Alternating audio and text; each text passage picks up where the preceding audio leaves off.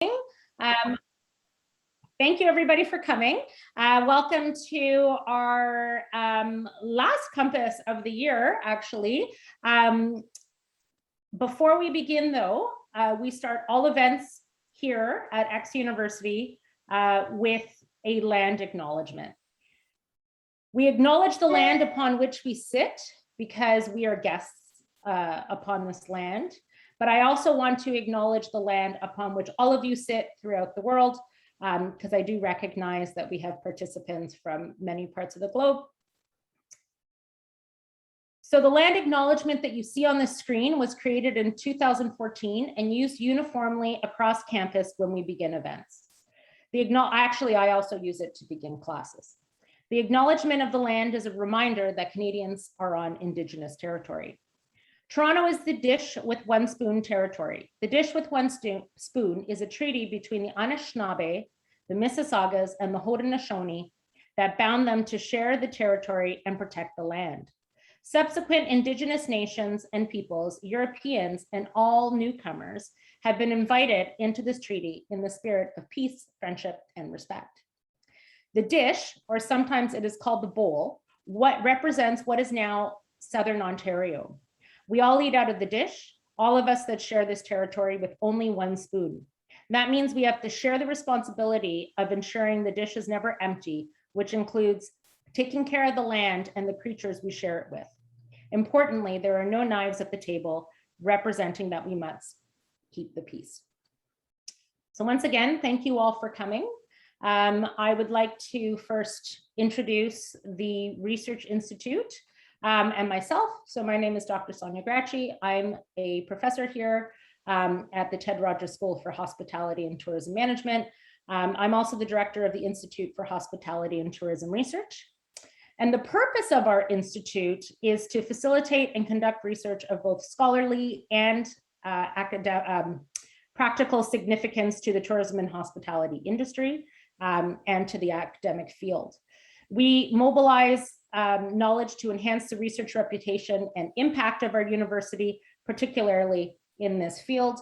A lot of our work is focused around the concept of sustainability. So you do see a theme with our Research Institute because that is where many of our faculty's passions lie. So the Compass Speaker Series, just to give you a bit of a background, we host a series of webinars. We started prior to COVID, but they were in person. And then when COVID started, we switched over to online, and it's been wonderful because we were able to have many really amazing speakers that and also engage stakeholders from across the globe. So this is our last one for the year. And if you want to check out, please go to our website, which we can pop in the chat, which is htmresearch.ca. And you will see the recordings from all the Compass Speaker Series that we have done for the last 2 years. We had Anne Hardy from the University of Tasmania. We've had the CEO of Intrepid Travel. We have some great ones coming up. So if you want to go on, we have all of them recorded and we post them so you can watch them, use them in your classes if you want. They're a great resource. So I am really excited to have Dr. Xavier Font with us today.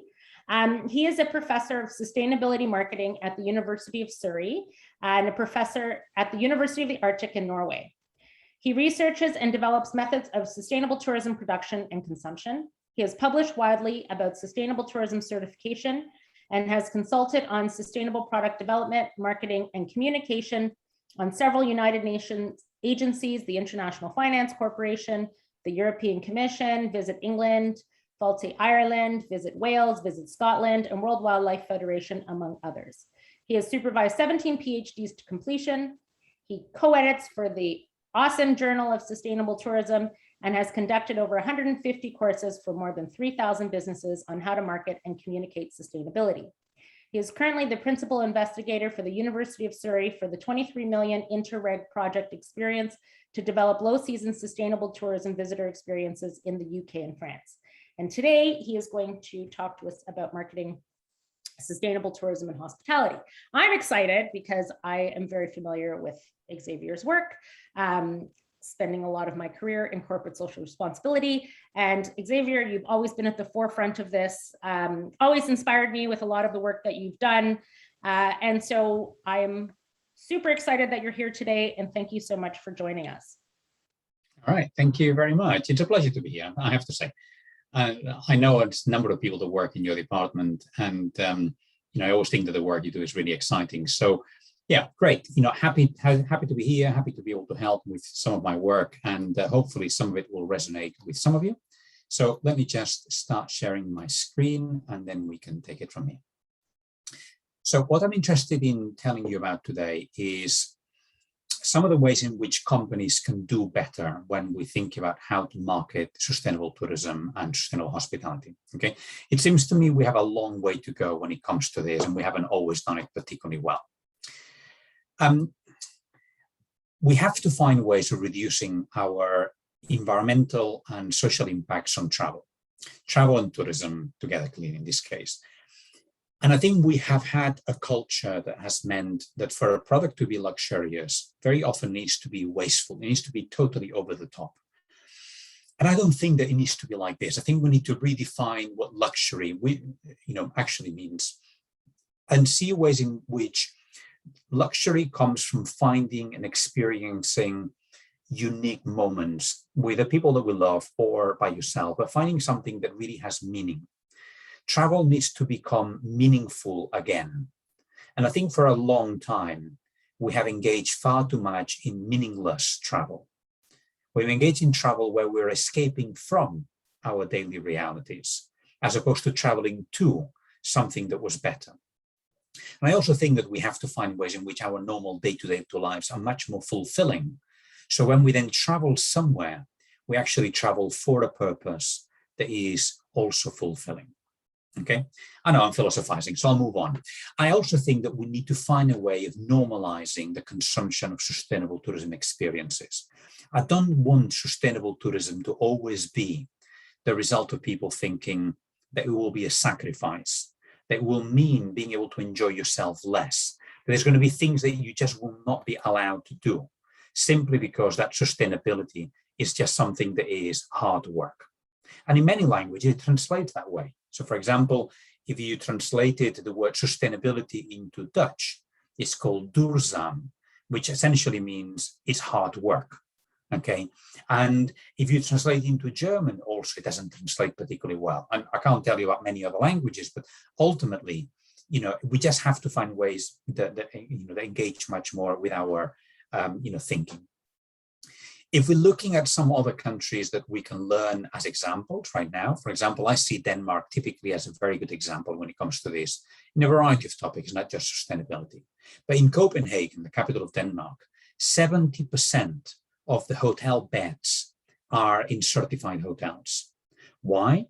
Because the convention center has basically said, if you want to engage in the conferencing market, you need to be a certified business, certified catering supplier, certified taxi company, certified transport supplier, certified events organizer, and yes, certified hotel. So there's no alternative but for you to become certified and to meet the lowest environmental standards, lowest in terms of the lowest level of impact that is. We know that certified hotels, for example, have got a 20% lower energy, water, and waste impact than the hotels that are uncertified. So essentially, a destination can increase the number of tourists by 20% without having to increase their footprint, and therefore this makes perfect business sense. We also see in Denmark that 80% of all the food consumed in the public sector is organic. And you're thinking, what food consumes the public sector? Every hospital, every school, every prison consumes organic food. And we have seen that by increasing the quality of food and by reducing the amount of salt and sugar, for example, people recover better in hospitals and people are less violent in prisons. Okay, so there are many, many benefits to actually engaging with sustainability, both at the level of the experience that we will have, as well as at the level of the impact for the environment that we're in. So to me, it's really important that one of our key performance indicators as a tourism destination, but also as a business, is what's the percentage of your tourism services, of your supply chain, essentially is certified as sustainable.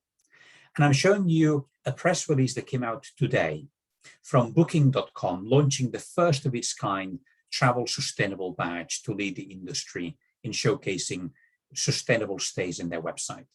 Now you'll say first of its kind is a rich thing to say, because TripAdvisor a few years ago already had green leaders, which now basically is disappearing, essentially, is not maintained anymore. So maybe the claim of first of its kind is a little bit generous, but actually I've seen Booking, because I've been engaging in this work with them, that's why I knew the press release is coming out today, how they have gone to their 2.3 million accommodation suppliers, and they've said to them, here are some guidelines on how to meet sustainability standards. And please start telling us what sustainability credentials you have, and we will then highlight those on our website.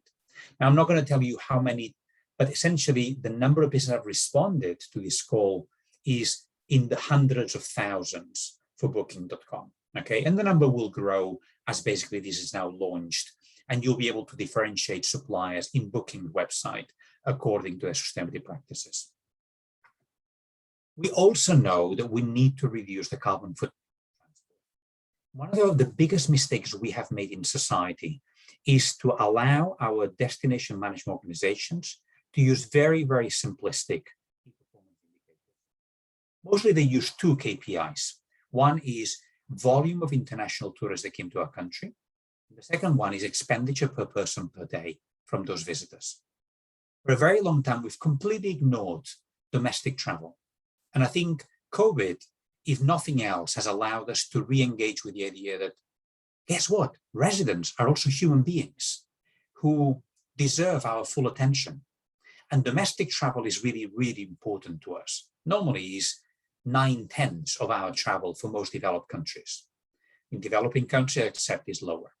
But what we have always seen is that international travelers tend to spend more per person per day, and we look at them as a source of international revenue and currency exchange. What we've forgotten to do is to basically say, actually, we need an XY matrix that basically on the one hand says, is our expenditure from different markets above or below average? And that will position them in the top or bottom half of the matrix. But then from left to right, we also need to be able to position them on, is the carbon footprint of those tourists higher or lower than average compared to the tourists that we normally have? Why am I saying this? Because currently in Europe, our carbon footprint per person per year is 12 tons of carbon. In Canada, and I searched this morning, sorry guys, and I don't want to feel smug, it's 18.5 tons of carbon footprint per person per year. And you may say, I have no understanding of what that means. Let's put this in perspective. I'll give you two more figures here. For us to be able to have a chance of surviving and meeting the COP26 requirements of 1.5 degrees to stay alive, all of us, we need to go from 12 and 18.5 tons down to 2. That doesn't mean we need to reduce it by 2 tons, but we need to reduce our carbon footprint by 80% in the next few years. And how do we do that? Well, certainly not by traveling transcontinental. Right now, a flight from Toronto to return is 2.3 tons. By flying once per year to the UK, you've completely blown your entire budget. For the rest of the year, you cannot heat your home, you cannot eat, you cannot buy any new clothes, you cannot do anything else that is fun. So we all have to fundamentally have ways in which we can change the way in which we generate energy, we produce food, we travel, and we enjoy ourselves. And we do all the things that make life bearable and worth living. So one of the things that we need to have as tourist destinations is an indicator, which is what is the carbon footprint for transport per traveler per day? And you may be able to change this by saying, well, do I target travelers that will travel shorter distances? So for example, Norway has now changed their national strategy, and they've said, we will only target tourists that can fly to Norway within 3 hours from their home. We will no longer market Norway to tourists that travel further. because we acknowledge that the negative carbon impact from travel is the result of our own marketing campaigns. And therefore, this is part of what we would call Scope 3 emissions for our country. You can also reduce the carbon footprint per person per day by increasing the length of stay. And by this, what we mean is, let's attract tourists that will stay for longer in my destination, because we all know that the carbon footprint of travel essentially typically is up to 80% of the carbon footprint of the entire holiday that somebody will take. So when you guys choose that Toronto is very cold and you want to go to Cancun for a week, or you could say, I'll go to Cancun for 2 weeks, essentially, the carbon footprint of staying for another week is marginal because the majority of the carbon footprint was the flight in the first place. Essentially, I'm recommending that you guys decide that you will travel to a destination, and maybe you'll take your laptop and you'll do a week of work from that destination plus a week of holiday, but you get to enjoy the destination for longer. If you can't do 2 weeks of holiday in that place. Or if we can, that we optimize our methods of transport. But I'll talk about that a little bit later on. Now, my concern is that until now, we have normally started in the top left quadrant. We've said people are not consuming sustainable products simply because they're not aware that what they're doing is bad. I don't think that's the case, because I've just given you figures. I imagine many of you said, oh shit, I am not happy with my carbon footprint, but I am not prepared to give up eating meat or eating fish or flying for my holidays or many other things that make my life enjoyable. So I think that the route that we have typically proposed, which is the A-B route, I will first make people aware of the unsustainable behavior they're engaging in.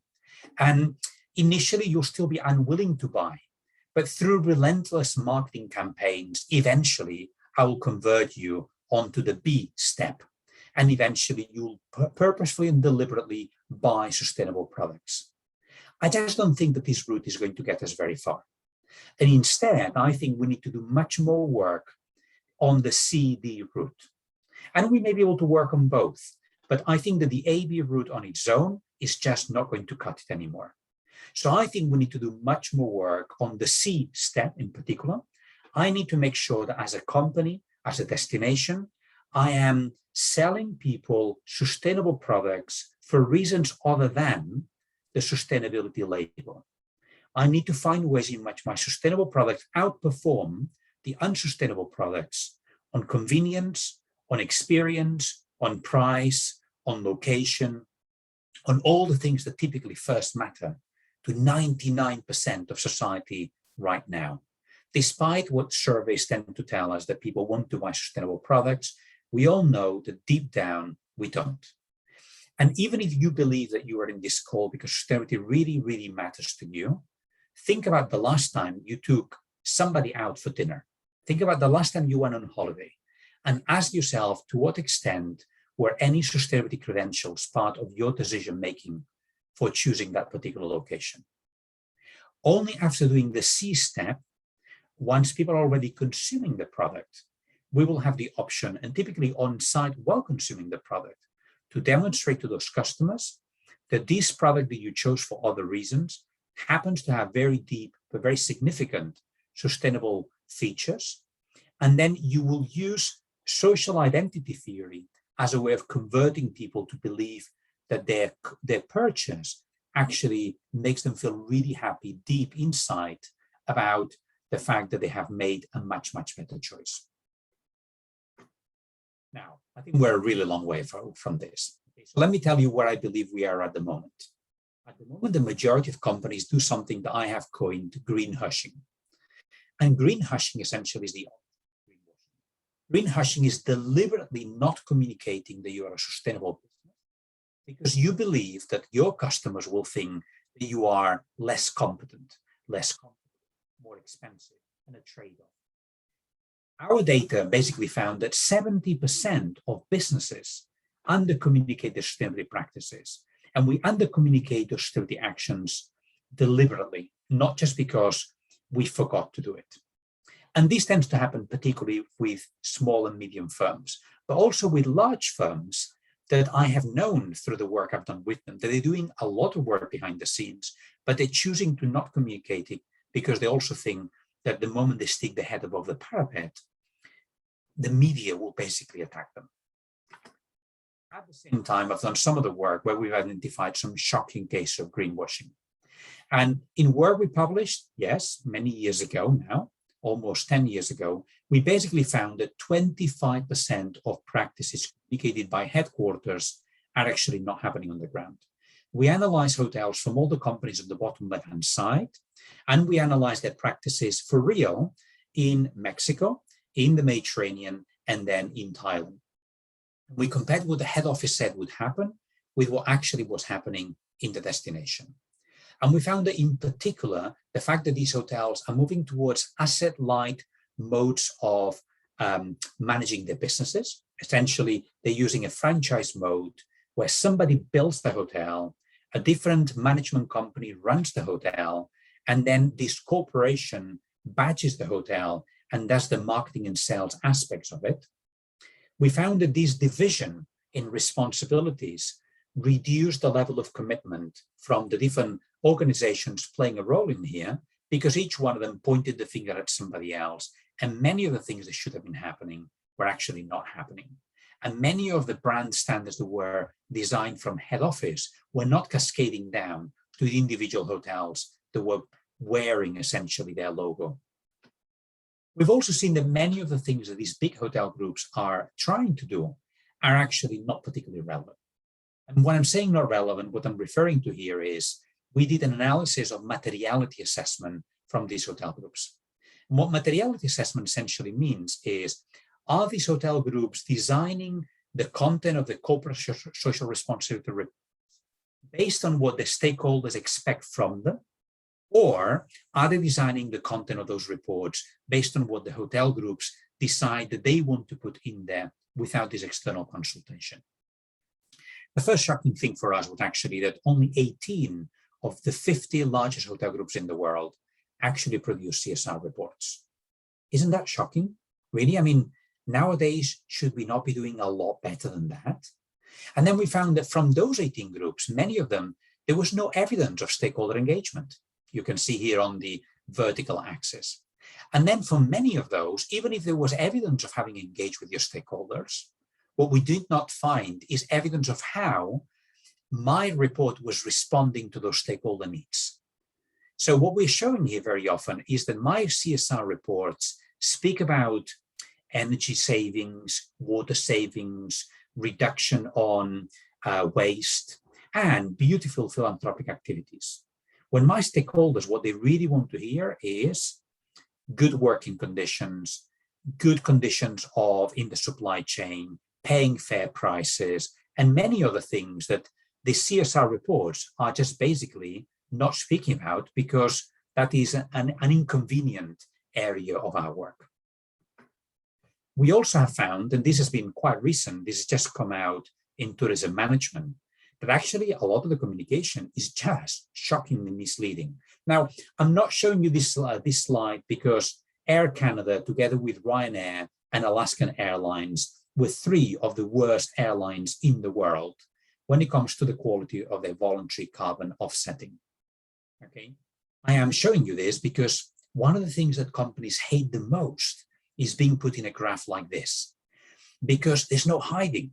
Okay, so the first thing we did here is we went to an earlier report published by Suzanne Becken from Griffith University, where she'd found that 41 airlines back in 2016 were publishing data on their voluntary carbon offsetting. And guess what? We did this study again, and we did the data now from 2021, so 5 years later. And now we've gone from 41 airlines to only 37 airlines providing voluntary carbon offsetting. This out of 116. So we cannot say the voluntary carbon offsetting is going to be a route used by these companies to actually decarbonize their companies. No chance. Okay, but only a third of them are offering it in the first place. And then what we found is we said, well, let's benchmark the quality of their communication based on 2 areas. One is, what's the type of claim? Are these companies actually communicating in a persuasive or a misleading way in relation to their product, their process, their facts, and the images of voluntary carbon offsetting? And then we said, let's analyze them also in relation to the nature of that claim. Are they fibbing? Are there hidden trade-offs? Is there no proof for the claims they're making? Are their claims vague? Are they irrelevant? Or are they emphasizing the lesser of two evils, essentially telling us that they're doing one thing, but you're thinking, yeah, but okay, this is not as bad as something else, but it's still bad. Or finally, are they worshipping false labels? Are they creating their own labels to mislead the customers, to make themselves be greener than they really are? Now, the evidence from all this, and this was labor of love, okay, it took forever to analyze every single one of the sentences, sentence by sentence, on all the communication from these 37 airlines. What we found is nearly 50% of all the messages were misleading. And you can see here, the percentage of misleading messages from Air Canada was 100%, and the percentage of trustworthy messages, a message could do both, okay? It could be misleading on some of the type of claim or nature of claim, but it could be trustworthy in some of the others.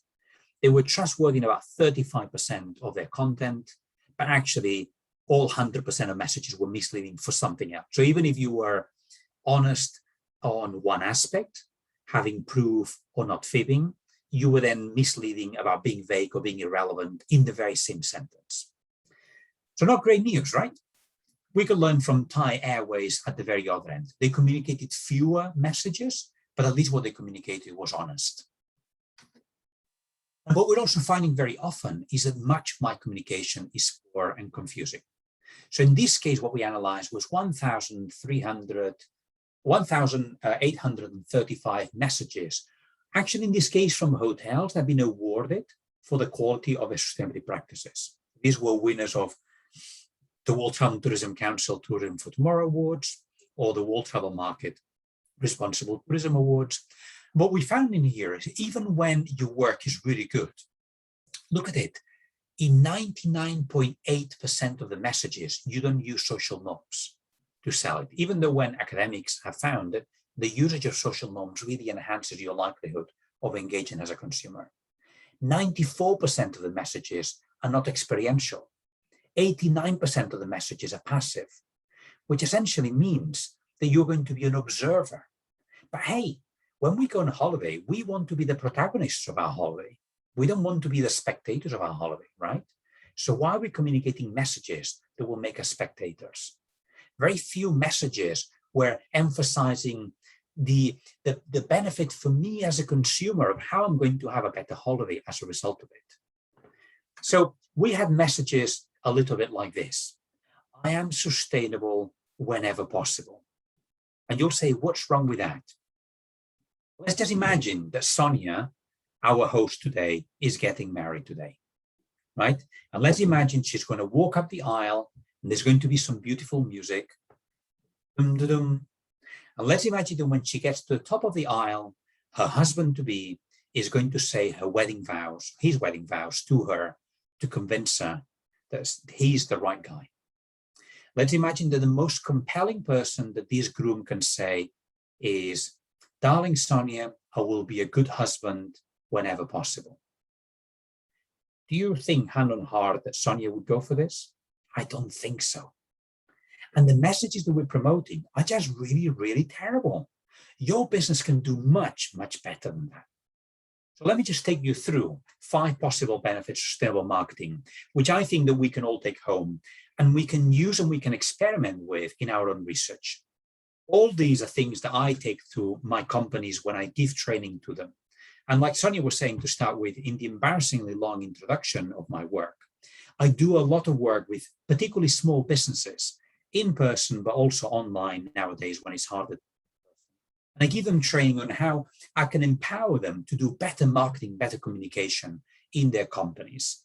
Because I think it's really, really important that we help SMEs in our work.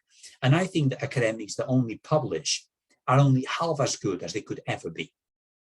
We actually need to not only do postmortems on what's wrong with the industry, we need to positively engage to create that change that we want to see in the world. So one of the things I found is when I work with these companies, I can help them reduce impacts.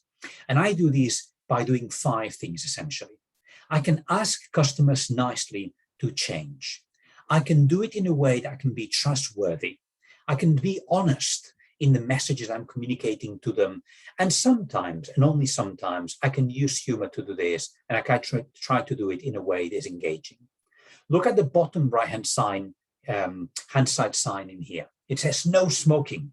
And in small, you may not be able to say it, but it says, it makes your breath smell and your teeth go horrid, as well as being a danger to the people who live in our forest. This sign is pitched at 1 meter high. It's not at the height for adults to see it face on. It is at the height for children to see it.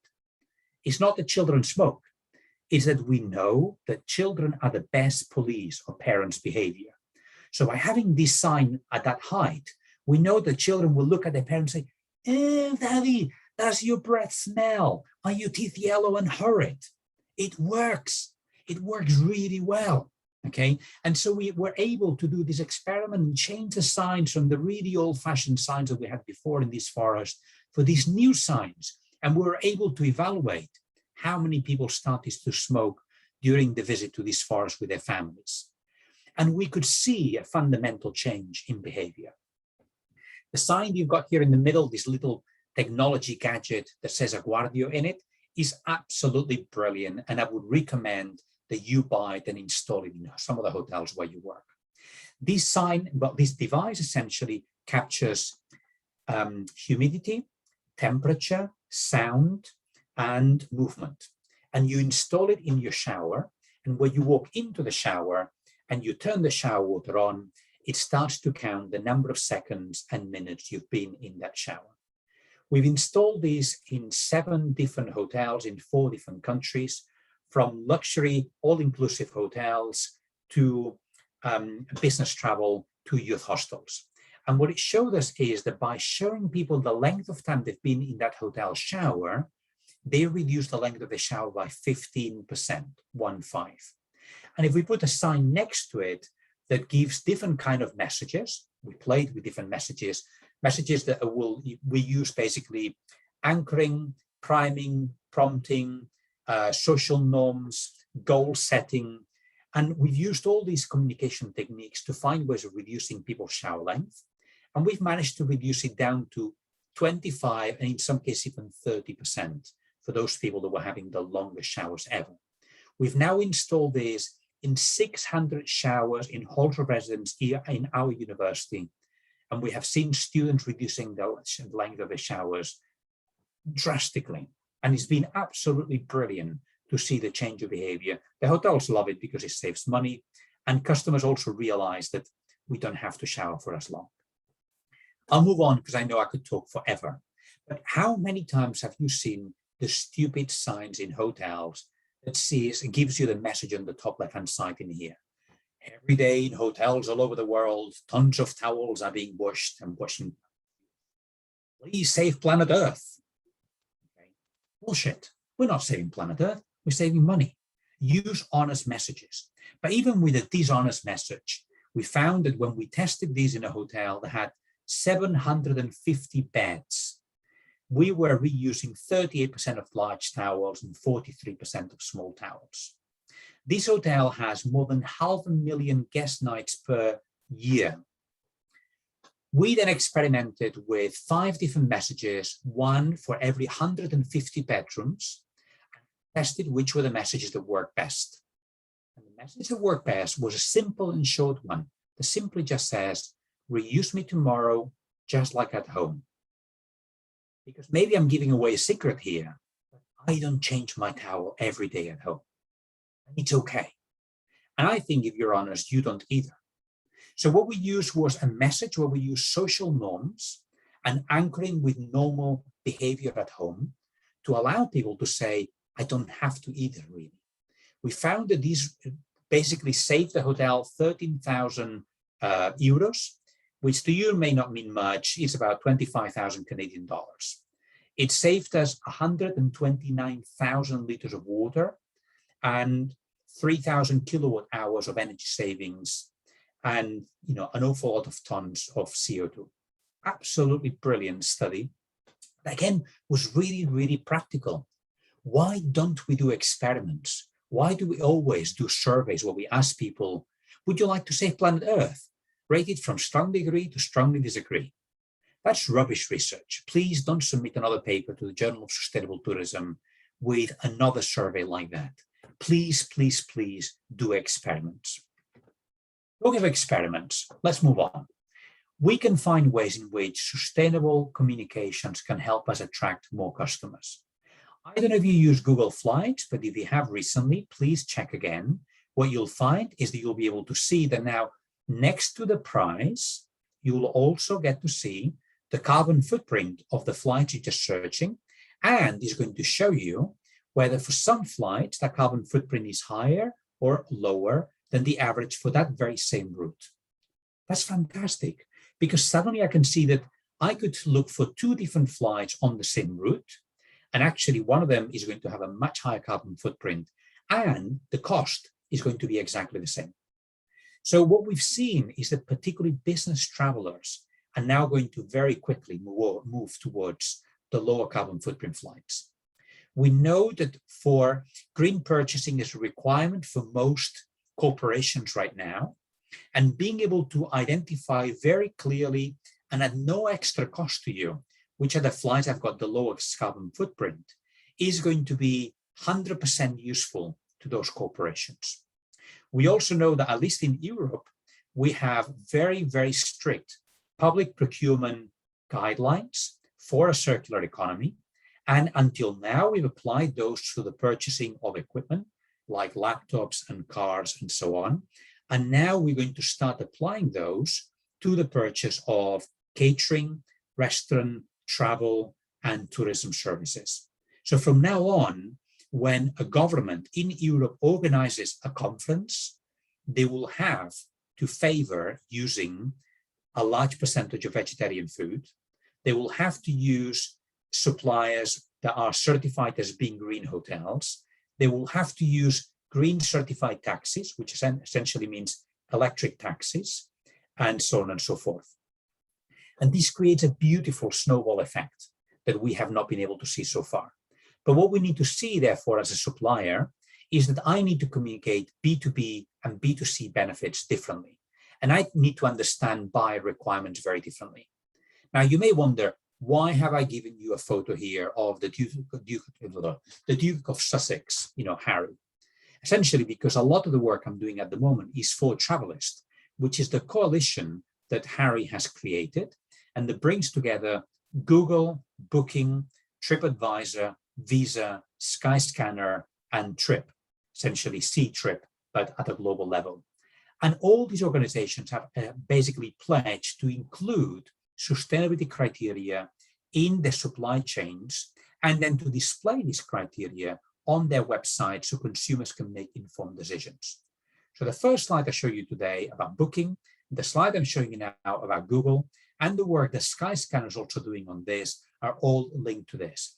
And all of these things, in my opinion, can create a fantastic snowball effect to be able to get consumers to change some of their behavior. Particularly, as I say, we will start with corporate customers. But again, on an airplane, who's paying the big bucks is the corporate customer. We can improve satisfaction, and I think there's an awful lot that we can do in this respect. Okay? We can improve satisfaction by making customers feel good by having made a green purchase. We can use appealing language that's fun and is relatable by customers. We can tell customers, in fact, not only we can, we must tell customers what's in it for them. We need to sell them benefits from a sustainable experience. We have to make it the easy choice. It has to be frictionless, and we need, therefore, to help customers make the easy decisions. Let me just give you one example when it comes to this. The bottom right-hand side, I'm clearly not in a good place today. The bottom right-hand side example from this lovely lady with her hat and eating a yogurt. This is part of a booklet that I found in Northern Ireland, and the front page basically said, "And who made my breakfast today?" The S word, sustainability, not the other one, was nowhere to be seen in this entire booklet. And you open the booklet and every page had a photo on the left-hand side and then text on the right-hand side telling you something exciting, interesting, quirky about that particular supplier. And all the messages essentially were helping you to consume through your eyes. They were helping you actually, before you even tasted any of their food, you were already salivating, because we were using storytelling to create meaningful positive impact. And I think this is just brilliant. So every one of these suppliers was really there, present with you. Now, the best part of this is that this hotel had not changed any of their suppliers. They had just basically added value to the suppliers they've been working with for quite some time. And the beauty of this was, after introducing this booklet, the TripAdvisor ratings for this hotel went up. And people started to rave about the quality of their breakfast. And you know what? It's the same breakfast they had 3 months earlier. It's just that consumers now felt empowered to feel with multiple senses, not just their taste buds, but through all their emotions, the beauty and the benefit of this particular breakfast. You can get customers to increase their expenditure.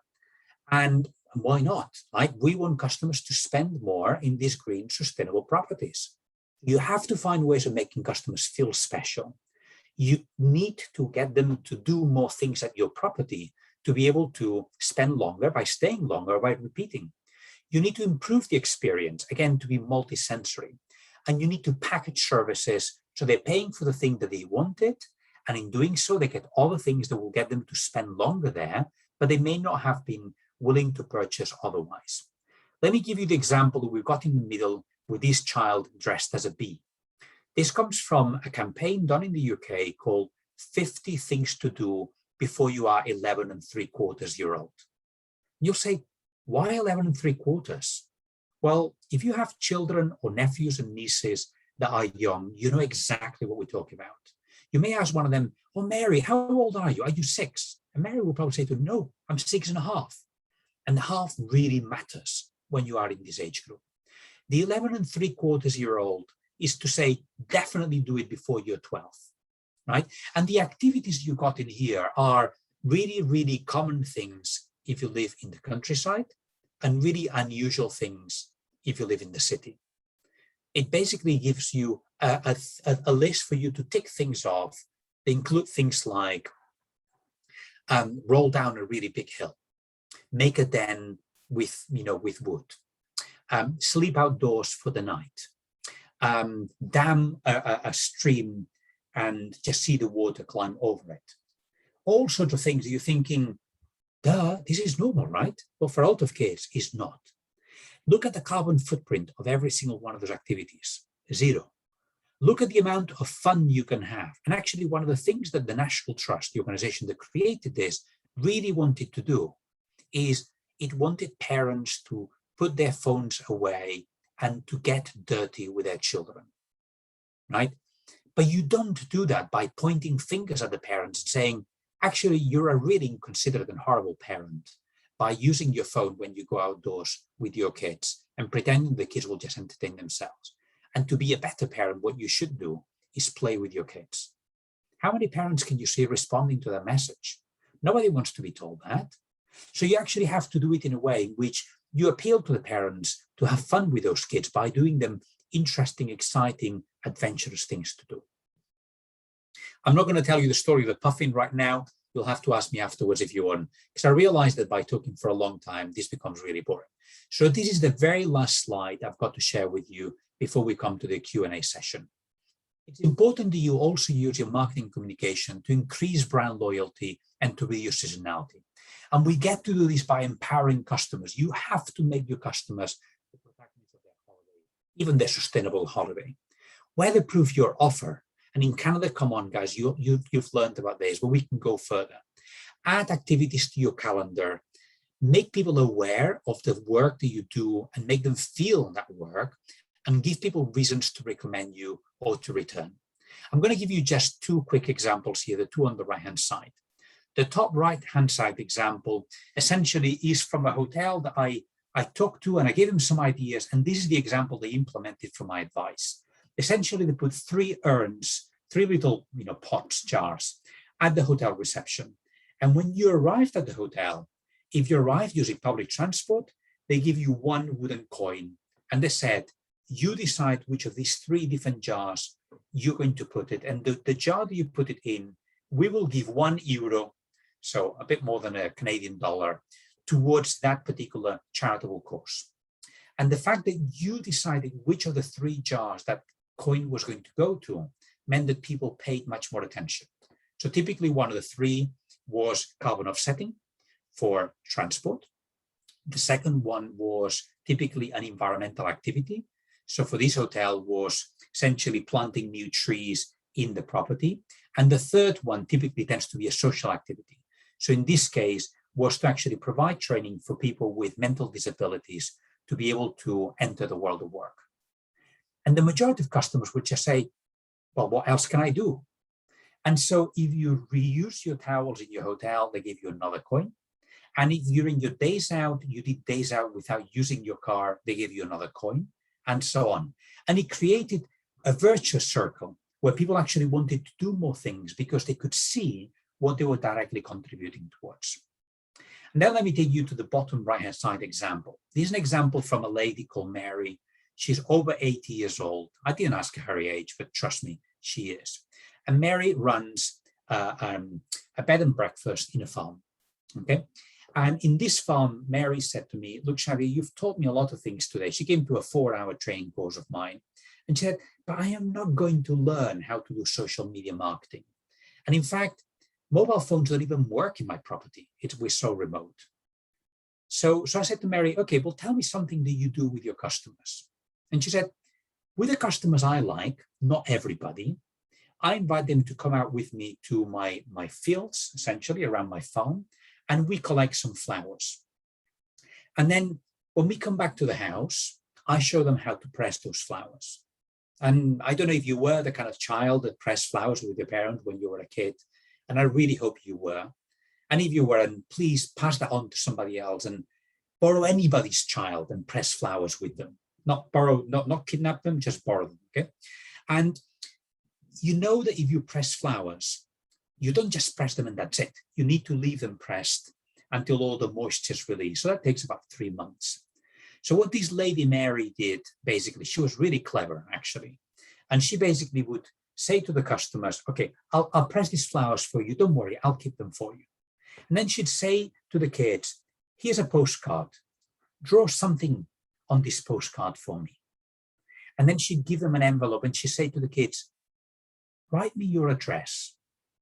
The week before Christmas, Mary gets the flowers that your children pressed last summer, puts them inside the postcard drawn by your own kid, and puts it inside your envelope, again, handwritten by your own child. And inside puts a little piece of paper that says, 15% discount if you book before 15th of January. Essentially is a Christmas postcard, the whole package. She does it a lot better than I explained it, okay? There's a more sentiment to it. But Mary essentially gets so many people booking during Christmas to come back in spring.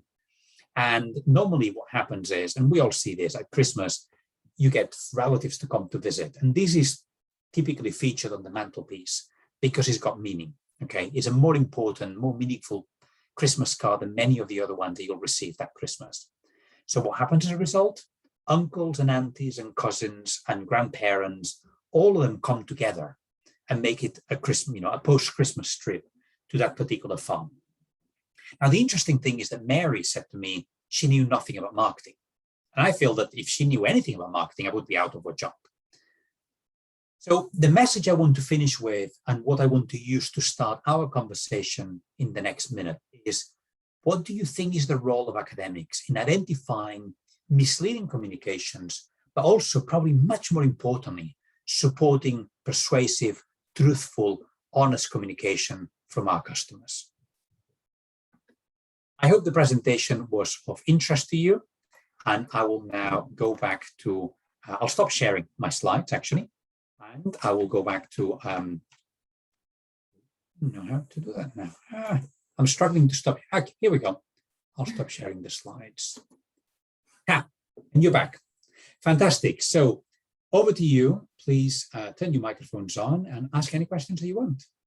I think the way this one works, they write it in the Q&A section. I usually moderate it, and then you answer, which is too bad because some of them are comments. But thank you so much for that. I found it fascinating. I love listening to examples. I'm very interested in, innovative examples in relation to sustainability. So I think it's really great to hear about, Mary, for example, right? I also like what you said about experiments. I'm finding that much more interesting these days as well, because it really does have a bigger impact. So I just want to start with a question. Sylvan had a question. He said, your greenwashing data is almost 10 years old. What is the situation now? That's a great question. And to be honest, we can't normally do that kind of research because hotels are not going to open their doors to me to go in. The only reason why we could do that particular study is because the International Consumer Research and Testing Organization, which essentially brings together 40 national consumer unions, basically said they wanted to publish data on greenwashing and on the honesty of these hotel groups. And so any hotel group that did not participate was going to be named and shamed across 10 countries in Europe for not engaging. And therefore is the only reason why the hotel groups basically said, okay, we'll have to let you in. But I haven't had that level of power to be able to go and do some of those tests again. It's tough, right? Sure. Yeah. But I mean, no hotel will let you in. Honestly, why would they? Yeah. When you're telling that story, I think about, before I started my PhD, I had a road, fork in the road, and I was interviewing for the director of sustainability position for a luxury 5-star brand. And when I went in for my interview, I was just thinking about this when you were saying it, because I was really upset and shocked, but it was under the VP of marketing. And it didn't occur to me, at that time, that this is, because they were really great with all their sustainability. And then I think they switched it up. And it didn't occur to me until I went in there that this was under marketing. And I thought, well, this is really strange. Like, why are we not under, engineering or just the GM? And that's when it kind of hit me. Needless to say, I didn't take that job, and I did my PhD looking at CSR in the hotel industry, because then it really, I was like, what is actually happening here, right? Like, what part is marketing? Yeah, What part is... If we understood marketing as creating better, more meaningful consumer experiences, I'm okay with sustainability being under marketing, because we need to design experiences in a way that consumers get a better result. Mm-hmm. My concern is that we're still so many years behind, because we still use the word marketing when we essentially what we say is communication. Yeah. Marketing doesn't actually create experiences. Mm-hmm. Yeah, that was 20 years ago. So it was just surprising. I was like, what's happening here? So Gore has a question. He says, maybe this would sound simple, but everything has a beginning and end. So what do you think, how long the concept of sustainable tourism will live, and what kind of principal changes can be done in the concept sustainable tourism? Is there any new ideology which can replace it? Rachel and I talk about this all the time. So so that's a great question. I don't think that it's going to go away, because essentially the standards of what we call sustainable or unsustainable will change over time. In the same way that what we used to call good human resource management in the 18th century would have meant no slavery, and what we call good human resource management in the 21st century hopefully means equality, diversity, and inclusion. And I say hopefully because it doesn't always. Okay, but so the standards change. Nobody had heard of EDI 20 years ago. So what you would have called good human resource management then is different to what we call it right now. And I think the same happens with sustainability.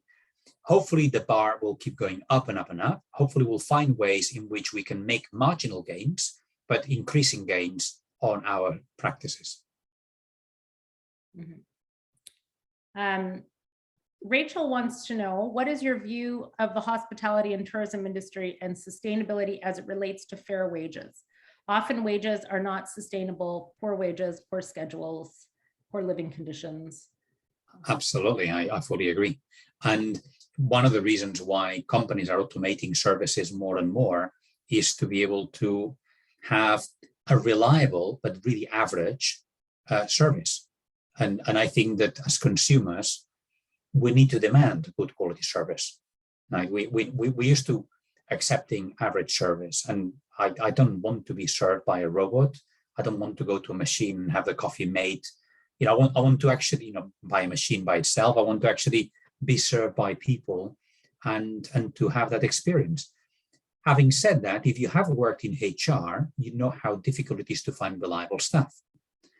And you know why it would be tempting to move towards a system where you have as few staff as possible, because machines don't break down. Machines don't turn up, don't call in sick. Machines don't basically tell you, today I'm not feeling like working. So sometimes I talked about these things with people who work in HR, and they basically tell me, yeah, but being on the other side is not easy. So I think that also those of us that work in this sector, we need to make sure that we can upsell our work. But look, this is in the same way that Sonia and I don't want to be replaced by a YouTube video that can teach our stuff.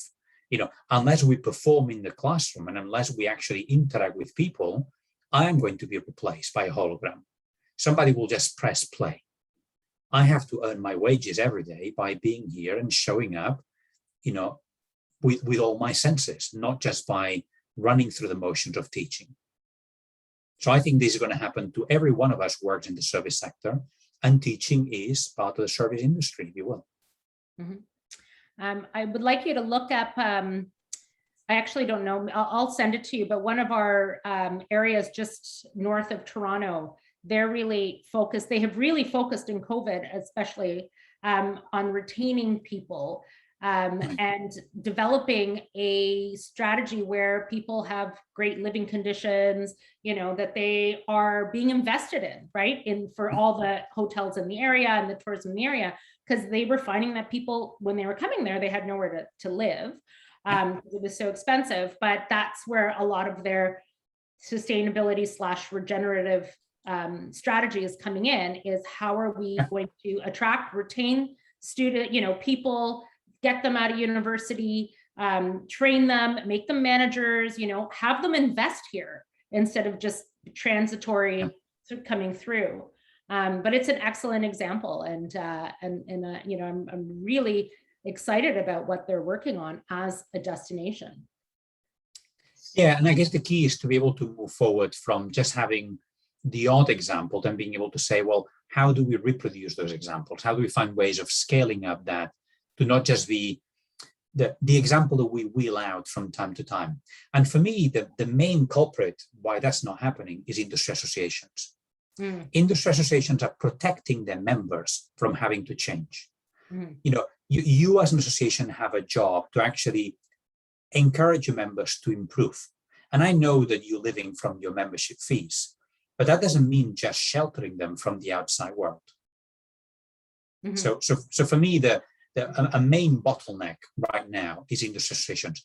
And if you look at much of the research that we do collectively, we never really study what their role is. We look at what DMOs do, we look at what individual firms do. There's two areas of work, supply chains and industry associations, that I think are pivotal to being able to the transition towards sustainability. Yeah, it's a very good point. So Sylvain has been asking about one of the comments you made about the footprint. So the difference between Canada and Europe. I think you're saying, Sylvain, that the size of the country and the distance between the destination. I guess, how did you calculate that footprint? No, so I didn't calculate it. This in part is because your country is bloody cold. Yeah. Okay, and but also you guys are addicted to steel, concrete, and petrol. Yep. Your houses are overspecced, in every possible way. They're too large. Your houses are unnecessarily big for living. I mean, I'm jealous. Okay, you can enjoy living in your houses, whereas we live in matchboxes.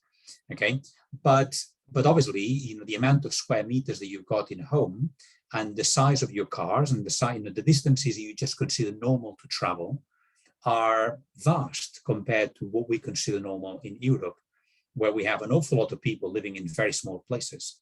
Mm-hmm. We still invest in highways. So, you know, our province is investing in a highway, which is shocking because we don't have a proper rail system, but we have a you know. But for you guys, if you live in Toronto, a day out could be driving 3 hours each way, and you'll consider that perfectly normal. I drive 3 hours and I find myself in the next country. I'm already in Scotland. Yeah. Yes, exactly. And people also commute those distances, right? That's also very normal in a car as a single person sitting in traffic. And that, you know, is a completely normal thing to do. Yeah. How rewarding is that? So yeah, it's hell on earth, but you know, but that's also like, we come from a commuter university, and so it's difficult, right, for our students as well. Oh, I've got a comment from Rachel Dodd. I don't live in Guildford. I still live in the north of England, I'm afraid. So yeah. Frederick asked a question. He said, "Thank you, great presentation.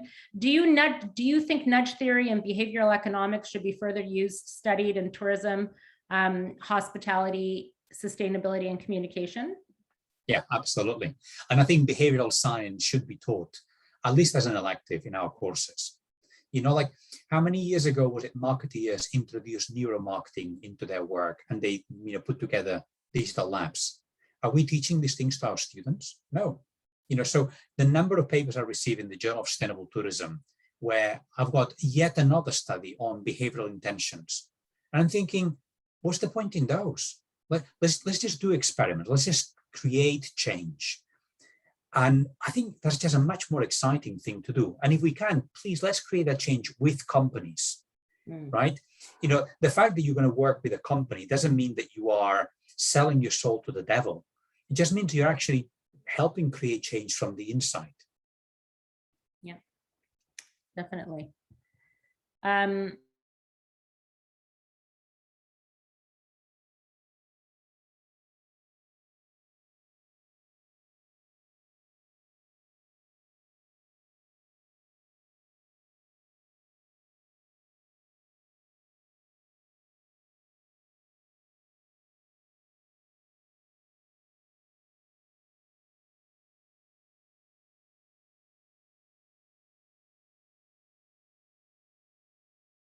Not enough in any case. Mm-hmm. You know, so it seems to me that we have to create a much, much bigger change, which is why when booking.com essentially is now showing all this carbon footprint data, and now when you start to look at, you know, booking travel altogether, they'll introduce sustainability standards within that. And they will also introduce sustainability standards in the supply chains and in the communication for TripAdvisor and for Book, you know, for Skyscanner and all the others. I genuinely hope that's going to create a fundamental change in how we see things. Mm-hmm. What do you think is the situation with certification? It just never really seemed to take off. We are so obsessed with creating more and more complex criteria that will prove who is ultimately the most sustainable person in the world, that we have forgotten that we're leaving 99% of companies behind. And I don't think it's fit for purpose anymore. Mm-hmm. Also, if you look at certification, every single year you need to pay to be reassessed again to see whether you're still sustainable. Well, how many of your students at Ryerson would accept to resit their exams every single year and repay to keep having their degree? Mm-hmm. I mean, right, you would soon be out of students, right? If that was the only way to do it. So why do we believe that these companies need to be doing this on an annual basis? Mm-hmm. You know, I think that we have got ourselves too caught up with being part of the industry of certification and wanting to look at how do we make money out of the certification current business model. And it doesn't work. I also think that the model that we have tried to adopt essentially came from the Forestry Stewardship Council and Marine Stewardship Council, but you're selling commodities, right? So I don't think that, yeah, Sylvain is asking, is that the only way to keep them honest? maybe we have to find other ways of keeping them honest. I don't think we can just do it by doing this. Like, you know, we found other ways with hotels. I'm more interested in whether the booking.com score of a hotel is above 9 than whether the National Tourist Board said this is a 3-star or a 4-star hotel. I don't think that the system of stars from the National Tourist Board tells me anything anymore about the quality of that hotel. We know we've entered a digital world where we can have ways of getting people to communicate in other ways. I know empowering consumers to tell us whether something is sustainable or not is not foolproof, and there will be mistakes made.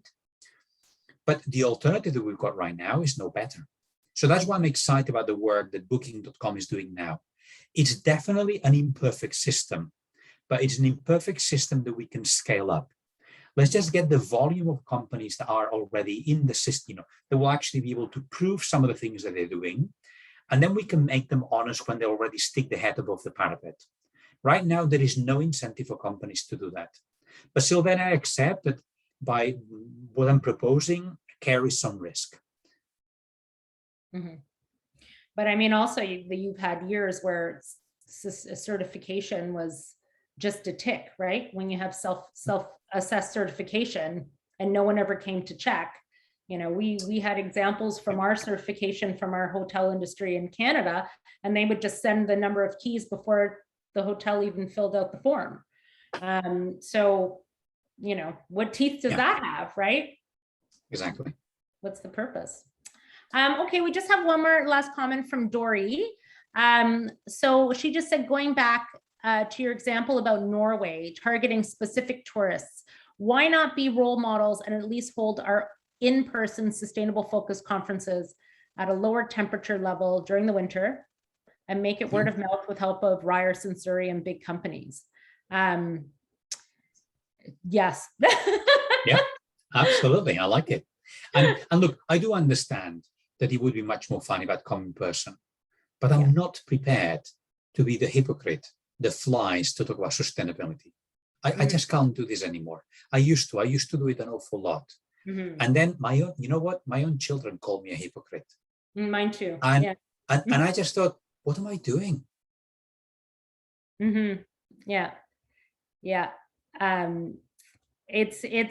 is interesting because it was Paul Peters who said to me a few years ago, maybe it was a decade ago, I don't know, time just kind of doesn't exist, but he said he didn't travel at all unless it was by train, and it made me kind of sit there and go, oh, that's a very good point, you know. But yeah, it is my children as well. They always talk about it. Children are really the best ones to push the agenda. Yes, but I also think that it's a cop-out from adults to just put all the responsibility onto people who people don't even have the right to vote. You know, and I'm thinking, well, if a child that doesn't have the right to vote or the ability to drive or the chance to pay taxes or to decide what goes into your supermarket trolley is able to see with such clarity, why can't we? Yeah. You know, so every one of us who's in this call, next time you go to a supermarket, just check what you're putting in there. And the sum of what's in your supermarket trolley and your monthly statement on your Visa card will tell you just how sustainable you are. Not whether you complete a survey where you tick strongly agree to the question, I want to save planet Earth. Because that question is meaningless. It's a bit like somebody asking you in a questionnaire, Sonia, would you like to be a good mother? Strongly agree to strongly disagree. What are you going to say? Of course you'll say yes. The reality day by day may look a bit different, you know, or in some cases vastly different. But, you know, behavioral intention surveys and another structural equational model to prove the relationship between 3 random variables is nonsense. Yeah, totally not my style, but I know what you mean. Awesome. Well, thank you so much. Yeah, I got really... a final comment from Gore. In order to have sustainable tourism, we need to have a sustainable tourist. I would disagree. I would say we need to have a sustainable company. You know, there's a lot of consumers in the world. There are fewer companies than consumers. We need to aim for the bottleneck, right? And the key here is to go for essentially the narrowest part of that bottleneck. And if you're thinking that essentially in the UK, we've got 20,000 accommodation suppliers, but 6 airlines and 1,000 tour operators and 80 million travelers, I know where I need to go. 6 airlines. Okay. And then after that, I need to go for tour operators. And then after that, I need to go to accommodation. And eventually I need to go to consumers. If we wait for the consumers to ask for this, we're always in that situation of saying, I'll do it when somebody else pushes me. I think, we just need to get ahead here and stop saying what comes first, the egg or the chicken, and just say, here's a chicken, get on with it. Bad metaphor, actually, for a vegetarian, but yeah. Awesome. Thank you so much, Xavier. It was wonderful listening to you. We really appreciate you coming. It was some great discussion. I'll give you a minute to read all the lovely comments about you in your presentation in the chat. But we really appreciate it here at X. I don't know if you know why we call this X University, if that has come across, but we are changing our name at Ryerson. So we are using the X currently because Ryerson, Egbert Ryerson has historically been known to be the one who orchestrated the residential school system. And so we are in the process of changing our name. So we are calling ourselves X at the present time. But thank you so much for coming. That was absolutely amazing. You gave us so much to think about. I love the fact that you're doing some practical based work with companies. I, as an academic, also work a lot with companies, as do many of us here in our department. And we find that it's very important. It's very important for students to also become involved in that aspect as well, right? And you gave us all a lot to think about. So I thank you so much for coming. And I just wanted to let everyone know our next set of Compass events in the new year are being set up. And we have Dr. Eddie Hubin. He's a professor at he's at Wageningen University and research in the Netherlands. Love Eddie. Stephanie Klovchuk, who is the Chief Executive Officer at Tourism Saskatoon, and Dr. Jarkko Saarinen, professor at the University of Oulu in Finland. Also really awesome speakers that are going to talk about some really great things. So please sign up using the link that Parita is just posting in the chat. Follow us on social media. And go to our website. We will have, I'm sure I saw Parita chatting with everyone, but we will have the presentation, the YouTube posted within the week. Please, again, use it in your classes. And thank you so much for being here, everyone. And we hope to see you in the new year at our next Compass Speaker Series. And thank you, Xavier. If any academics want to use today's session as part of their teaching, feel free. I'm okay with that. Oh, good. Thank you. I kind of said it, so I hope so. Yeah, I just thought I'll confirm it. Okay. Thank you so much. Because we do post everything on our YouTube. I don't know. I guess we really should tell our speakers that beforehand. We do have issues, but thank you so much again, Xavier. I hope we get to see you sometime soon in person. And maybe we should talk about having a different kind of conference where us as academics try to talk about practical based strategies that we can use our research for. Great. Okay. It's also lovely to see all the comments because I recognize quite a few of the names. So, a few people I haven't seen for quite some time. Yeah, it's a good thing. So take your time and read them.